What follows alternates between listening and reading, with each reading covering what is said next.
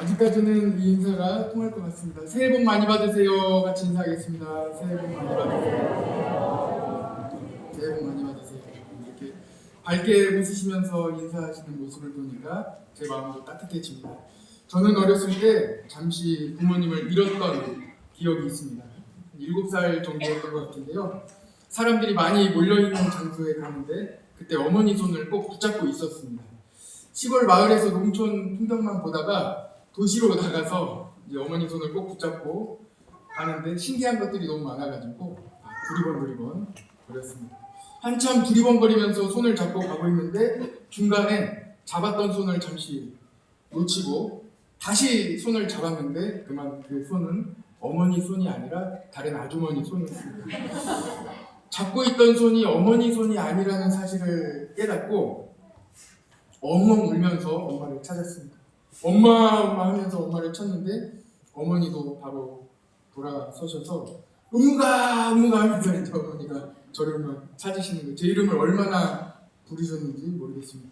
그 불과 몇 분, 그러니까 제가 어머니를 잃어버리고 어머니가 저를 찾는 그 서로의 이름을 불러가면서 엄마 부르고 음무가 부르는 그 시간이 불과 몇 분에 불과했지만 그 기억이 아직도 남아있습니다. 이 공허감과 이 어떻게 해야 될지는 모르겠는 얼마나 어려웠는지 모르겠습니다.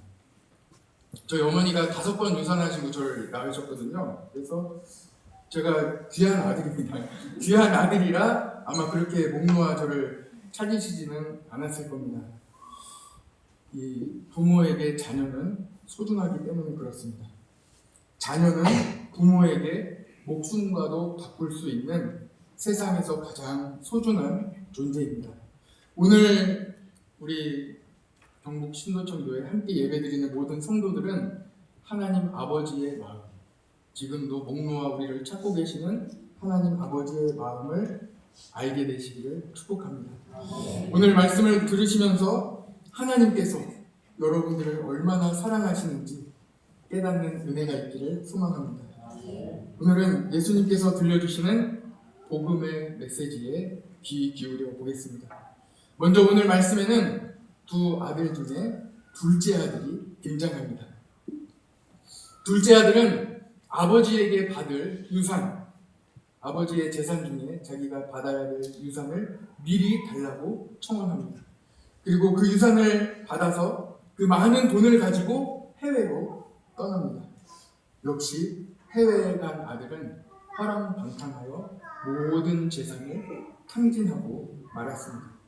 얼마 지나지 않아 아버지가 주신 모든 재산이 바닥나 버렸습니다. 심지어 흉년까지 들어 얻어먹기조차 힘든 상황이 되었습니다. 자신만만하게 자기 몫을 챙겨서 집을 나갈 때는 이 아들은 성공하고 자유를 만끽하고 좋을 줄 알았지만 아들은 순식간에 모든 것을 잃고 말았습니다. 얼마나 형편없는 신세가 되었는지요. 돼지가 먹는 쥐엄 열매를 그것마저도 먹고자 하였으나 그것마저 주는 사람이 없었다고 합니다. 그리고는 신세를 한탄합니다. 아버지 품에 있었더라. 아버지 품에 있었더라. 아버지 품을 떠나면 자유로울 것 같지만 결국 모든 것을 잃게 됩니다.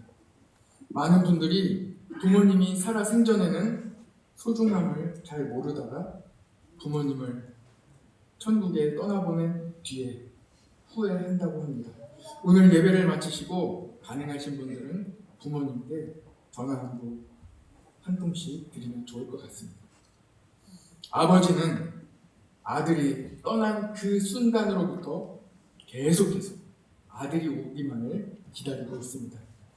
아버지는 아들을 얼마나 기다렸는지 아들이 그 모든 과정, 해외로 떠나서 모든 것을 잃고 방황하고 굶주리는 그 모든 과정을 겪고 돌아올 때 아버지는 그때까지도 아들을 기다리고 있었습니다. 아들을 잃은 아버지는 생업을 모두 포기한 채 아들만을 기다리고 있습니다. 드디어 아들이 아버지께로 돌아옵니다. 둘째 아들은 아버지 재산을 모두 탕진한 자신의 잘못을 스스로가 알고 있습니다. 그래서 이 아들은 돌아갈 때 나를 아들로서가 아니라 그냥 일꾼, 집에서 일하는 품꾼의 하나로만 그렇게만 아버지가 알아주셨으면 좋겠다 하는 마음으로 집으로 돌아갑니다. 호기롭게 집을 나갔지만 결국 아버지 품으로 돌아갑니다. 아버지를 떠나면 자유로울 것 같았지만 내가 어려울 때 나를 도와주는 사람은 아무도 없다는 것을 이 아들이 깨닫고 결국은 아버지 품으로 돌아가는 것입니다.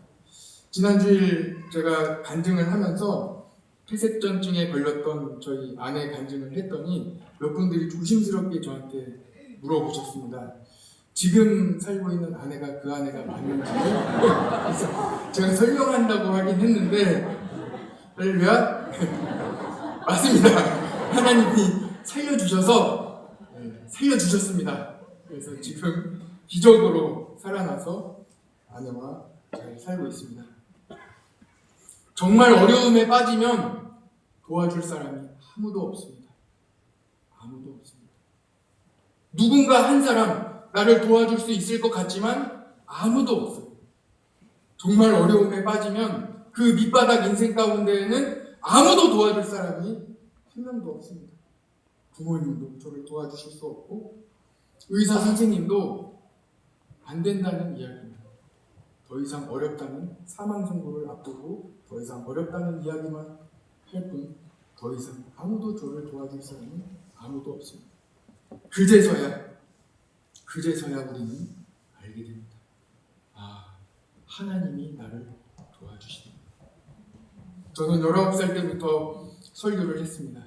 아동부 전도사로 어린아이들을 가르치며 하나님이 우리와 함께 하신다.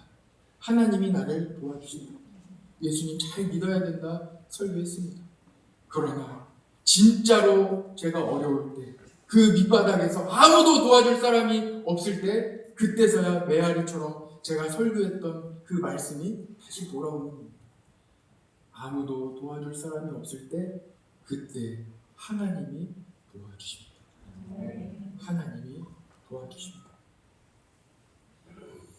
믿었던 사람에게 배신당하면 오해하지 않고 사심없이 나를 온전히 아끼시고 도와주시는 분은 하나님밖에 없음을 알게 됩니다. 소망교도소에 오신 분들은 사연을 들어보면 대부분이 배신당해서 그곳에 오셨습니다. 나만 믿어보라는 말에 투자했다가 사기당하신 분들, 형님만 믿어봐라, 나만 믿어라, 형님만 믿어라 하고 믿었던 분들이 함께 형님과 함께 나쁜 짓을 하다가 다 빠져나가고 자기만, 제일 순진한 자기만 혼자 잡혀와서 교도소에 있습니다. 다 배신당하고 다 버리고 버림받고 그래서 가장 밑바닥 교도소까지 왔습니다. 그런데 그곳에서 예수님을 만납니다. 아버지 품으로 돌아갑니다. 나 같은 죄인 살리신 그 은혜 놀라와 잃었던 생명 찾았고 광명을 얻었네. 세상 잘 나가는 분들은 결국 그 끝에 가서 예수님을 만나 하나님께로 돌아옵니다. 여러분, 오늘 예수님 만나시기를 축복합니다. 둘째 아들이 돌아옵니다. 아버지 품으로 돌아옵니다. 20절에 보면 아직도 거리가 먼데 아직도 저 먼 거리에서 아들이 돌아오는데 아버지는 그때까지도 잃은 아들을 기다리고 계셨던 거예요. 그래서 아들이 돌아왔을 때 달려가서 아버지가 아들을 안아주시고 목에 입 맞추시고 안아주시고 아들로 받아주십니다. 아버지는 지금도 잃은 아들을 기다리고 계십니다. 둘째 아들은 아버지 품을 떠나 허랑방탕하고 아버지 유산을 모두 탕진하고 거지가 되었습니다. 그래도 아버지는 거지꼴로 돌아오는 아들을 그대로, 있는 그대로 받아주십니다. 아들의 행위는 처벌받아야 마땅하지만 아버지는 아들의 잘잘못을 따지지 않습니다. 아버지에게는 그저 잃은 아들입니다. 아들이 살아서 돌아온 그 자체로, 아들이 살아서 돌아왔다는 것만으로 아버지는 가장 기뻐하십니다. 그날이 가장 기쁜 날입니다. 주일은 가장 기쁜 날입니다. 주일은 예수님이 부활하신 날입니다. 모든 사망의 권세를 다 이기시고 예수님께서 부활하신 날이 주일입니다. 승리하셨습니다. 그리고 잃은 아들이 하나님 품으로 돌아오는 날입니다. 그게 오늘입니다. 그래서 하나님은 주일을 축복해 주십니다. 잔치를 베풀어 주십니다. 경북 신도청 중앙교회 오늘 나오신 모든 성도 여러분, 우리 하나님께서 베풀어 주시는 잔치자리에 기쁨으로 참여하시고 먹고 즐기고 기쁨으로 감사하는 복된 시간 되시기를 간절히 원합니다. 예수님은 둘째 아들의 이야기를 통해 하나님의 마음을 우리에게 알려주십니다. 하나님은 우리에게 율법을 주셔서 그 법대로 심판하시는, 어렵게 하시는 분이 아닙니다. 하나님은 잃어버린 아들을 찾기 위하여 독생자 예수 그리스도를 우리에게 보내주셨습니다. 그래서 예수님은 선한 목자로 잃은 아들을 찾아 나섭니다. 저와 여러분들을 예수님께서 찾아오십니다. 그리고 찾으셔서 하나님의 자녀로 삼아주셨습니다. 그래서 우리는 죄의 자녀에서 하나님의 자녀로 새 생명을 얻게 된 것입니다. 에베소서 2장 3절에서 5절에 보면 전에는 우리도 다 그 가운데 육체의 욕심을 따라 지내며 육체와 마음에 원하는 것을 하여 다른 이들과 같이 본질상 진노의 자녀이더니 죄의 자녀로 살아갔습니다. 그러나 긍휼이 풍성하신 하나님이 우리를 그 큰 사랑으로 다시 품어주십니다. 허물로 죽은 우리를 그리스도와 함께 살려주십니다. 예수님이 십자가에 달려 죽으시고 부활하심으로 우리도 함께 부활하고 새 생명을 얻게 되는 것입니다. 하나님의 사랑으로 우리는 새 생명을 얻었습니다. 그 크신 하나님의 사랑입니다. 하나님은 구약성경 모든 전체를 통해서 우리에게 돌아오라 말씀하십니다. 이스라엘 백성들이 하나님 품을 떠난 그 이스라엘 백성들에게 하나님께서 계속해서 돌아오라고 말씀하셨습니다. 이사야 55장 7절에 보면 악인은 그의 길을, 불의한 자는 그의 생각을 버리고 여호와께로 돌아오라. 그리하면 그가 긍휼히 여기시리라 말씀하십니다. 예레미야 4장에도 여호와께서 이르시되 이스라엘아, 내가 돌아오려거든 내게로 돌아오라. 내가 만일 나의 목전에서 가증한 것을 버리고 내가 흔들리지 않을 것이라고 돌아오라고 말씀하십니다. 예레미야 25장에도 그가 이르시기를 너희는 각자의 악한 길과 악행을 버리고 돌아오라. 그리하면 나 여호와가 너희와 너희 조상들에게 영원부터 영원까지 준 그 땅에서 살리라. 이스라엘 백성들은 하나님 품을 떠나면 자유함을 얻고 많은 복을 받고 잘 될 것 같아서 하나님의 품을 떠납니다. 그러나 그곳에는 생명은 없습니다. 그래서 우리 하나님께서는 계속 돌아와라 말씀해 주십니다. 그러면 그 땅에서 영원히 살리라 말씀하시는 겁니다. 호세아 14장에도 이스라엘아, 내 하나님 여호와께로 돌아오라. 내가 불의함으로 말미암아 엎드러졌도다. 하나님 품을 떠나면 넘어지게 되어 있습니다. 돌아오라. 하나님의 이 마음의 소리가 들리십니까? 하나님은 아버지 품을 떠난 이스라엘 백성들을 돌이키시기 위해, 돌아오게 하시기 위해 수많은 선지자를 보내셨습니다. 이스라엘 백성들은 하나님께 돌아오지 않았습니다. 끝까지 돌아오지 않았습니다. 그래서 하나님은 독생자 예수 그리스도를 우리에게 보내주셨습니다.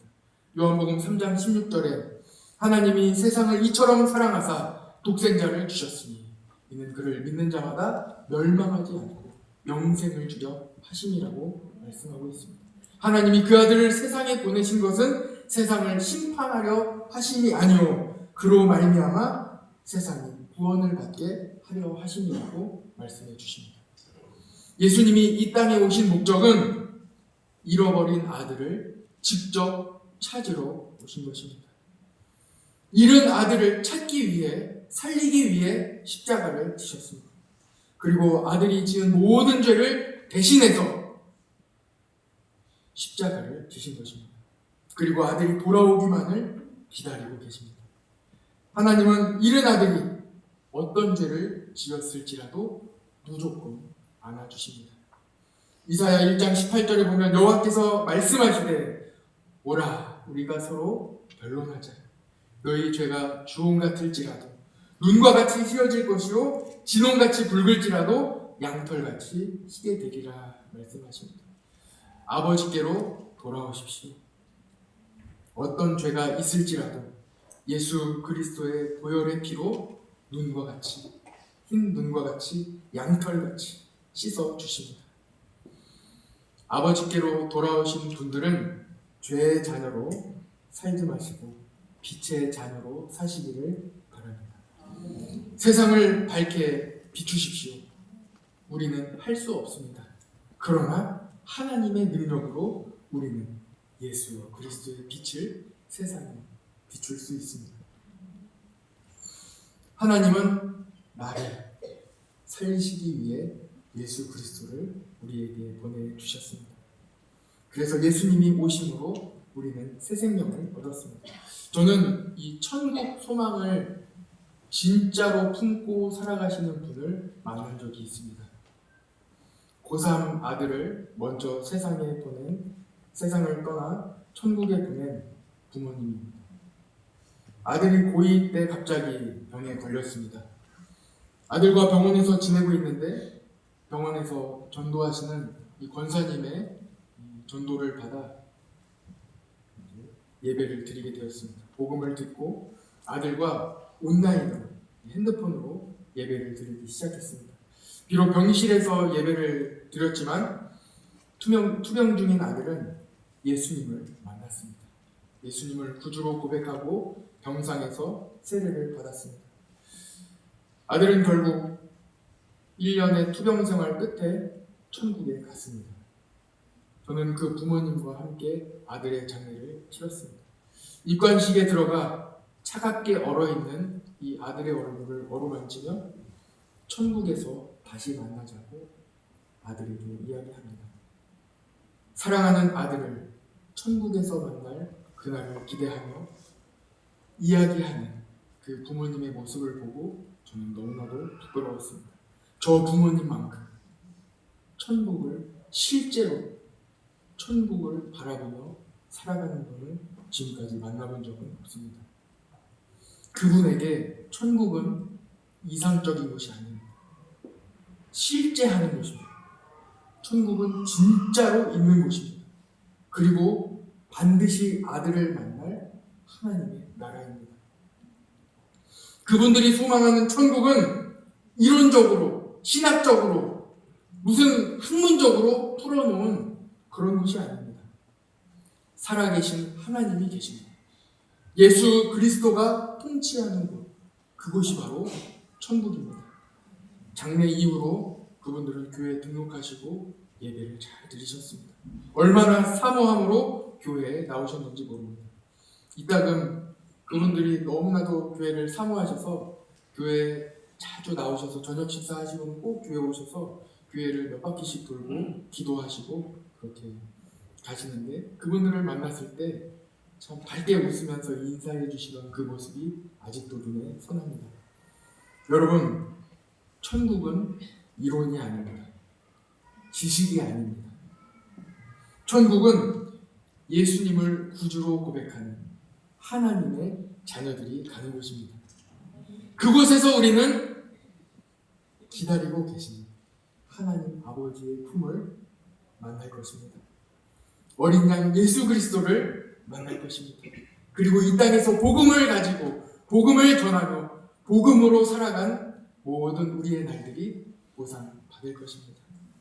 우리가 천국으로 가는 날 우리 주님께서 두 팔을 벌려 안아주십니다. 그리고 새 옷을 입혀주십니다. 우리는 모두 천국으로 돌아가야 하는, 아버지 품으로 돌아가야 하는 둘째 아들입니다. 오늘 이 자리에 오신 분들을 진심으로 환영하고 축복합니다. 이곳은 하나님 아버지가 계신 곳입니다. 이 땅에서는 교회가 아버지의 품입니다. 교회에 오실 때마다 따뜻하게 품어주시는 하나님 아버지의 그 품에 안기시는 축복이 있기를 간절히 원합니다. 오늘 본문 22절부터 24절까지 말씀을 우리 다 같이 한번 읽어봤으면 좋겠습니다. 22절부터 24절까지 세 절의 말씀입니다. 같이 한번 읽어볼까요? 시작.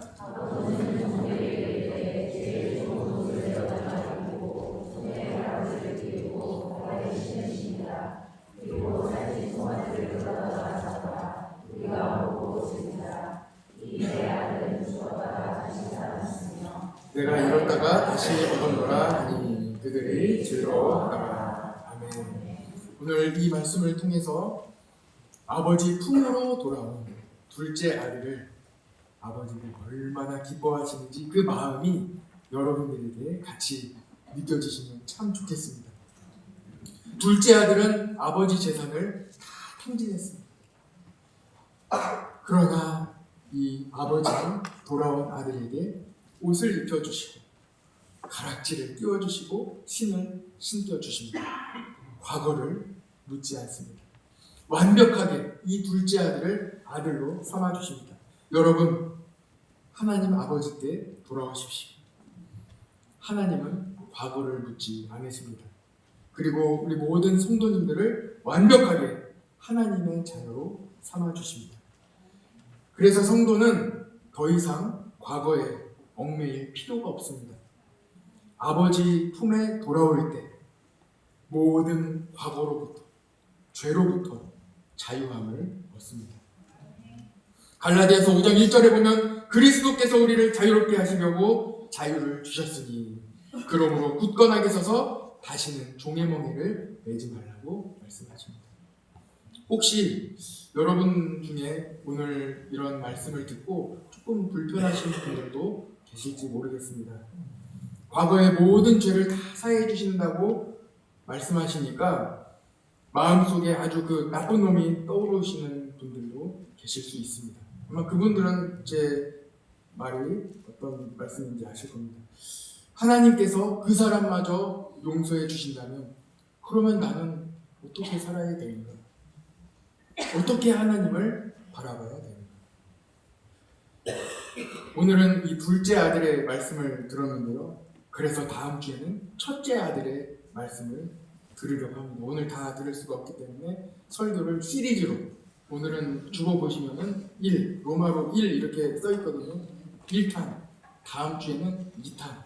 이제 몇 탄까지 있을지는 모르겠습니다. 그러나 다음 주에 오시면은 그 해답을, 말씀을 들으실 수 있겠습니다. 복음은 하나님의 마음을 알려주십니다. 할렐루야. 하나님의 마음을 알려주십니다. 지난주 새벽 기도회 때 마태복음 16장에서 19장까지 말씀을 들었거든요. 쭉 우리가 하나님 말씀을 들어보니까 바리새인, 서기관, 사두개인, 대제사장 이런 분들이 하나님의 마음을 모르는 거예요. 그래서 하나님 말씀으로, 율법으로 사람들을 정죄합니다. 결국은 어떻게 했습니까? 결국은 예수님을 십자가에 못 박았습니다. 하나님은 율법으로, 이 법적으로 정죄하는 분이 아닙니다. 하나님은 잃은 아들을 애타게 찾으시며 이름을 부르시고 지금도 기다리고 계시며 지금도 예수 그리스도를 이 땅에 우리에게 보내주셔서 우리를 찾아와 주십니다. 하나님은 따뜻한 아버지의 품입니다. 그래서 요한일서에는 하나님은 사랑이시라고 말씀하고 있습니다. 하나님을 오해하지 맙시다. 하나님을 신뢰합시다. 하나님을 진심으로 신뢰하신다면 오늘 여러분들에게 놀라운 기적이 일어납니다. 여러분 앞에 놓여있는 수많은 근심, 걱정, 앞날에 대한 불안, 이 모든 것이 사라집니다. 하나님은 잃은 아들이 돌아왔을 때 모든 것을 다 주셨습니다. 하나님의 마음은 아들이 돌아오기를 기다리고 계시고 돌아왔을 때 모든 것을 과거를 묻지도 따지지도 않고 모든 것을 다 그대로 주십니다. 우리가 잘 되기를 가장 원하시는 분이 하나님이십니다. 가장 축복해 주기를 원하시는 분이 하나님이십니다. 하나님 품으로 돌아오십시오. 하나님이 축복해 주십니다. 그리고 그 하나님께서 우리의 모든 길을 앞길을 열어주십니다.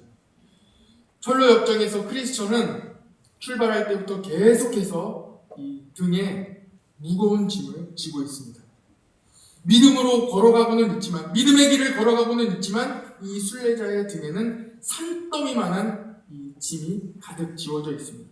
가정의 짐, 학업의 짐, 자녀의 짐, 부모님의 짐, 봉사의 짐, 직장의 짐, 수많은 짐을 등에 지고 믿음의 길을 걸어갑니다. 그러나 이 크리스천이 십자가 앞에서 하나님께서 우리를 얼마나 사랑하시는지 그 하나님의 사랑을 깨닫게 되었을 때, 십자가 앞에서 예수 그리스도 우리 주님께서 나를 살리시기 위해 목숨을 바쳐 십자가를 지신, 십자가에서 피 흘려 죽으신 예수 그리스도의 사랑을 느끼게 되었을 때, 그때 짊어지고 있던 모든 짐이 다 벗어지는 하나님의 은혜를 경험하게 됩니다.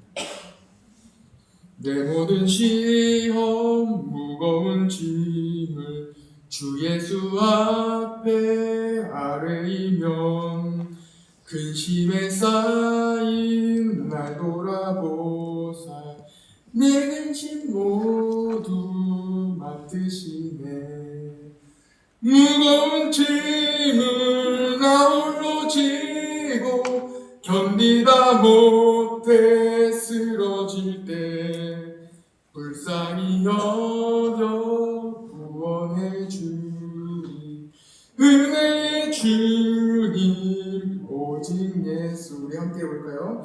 무거운 짐을 나 홀로 지고 견디다 못해 쓰러질 때 불쌍히 여겨 구원해 주니 은혜의 주님 오직 예수. 오직 주님입니다. 예수님께 나오십시오.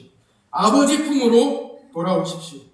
그러면 따뜻한 품에 안아주시는 하나님을 만나고 하나님을 신뢰하게 됩니다. 하나님을 신뢰하는 그 순간 자동으로 우리가 짊어지고 있던 무거운 모든 짐이 다 벗어지게 됩니다. 주님이 맡아주십니다. 1월을 집중 기도의 달로 정했습니다. 기도하면 됩니다. 할렐루야. 같이 한번 해보겠습니다. 기도하면 됩니다. 기도하면 됩니다. 한 번 더 해볼까요? 기도하면 됩니다. 기도하면 됩니다. 어떤 어려움이 있어도 기도하십시오. 기도하면 됩니다. 우리 주님이 만나주시고 해결해 주십니다. 내 힘이 아닙니다. 기도하면 주님이 도와주십니다. 함께 기도하겠습니다.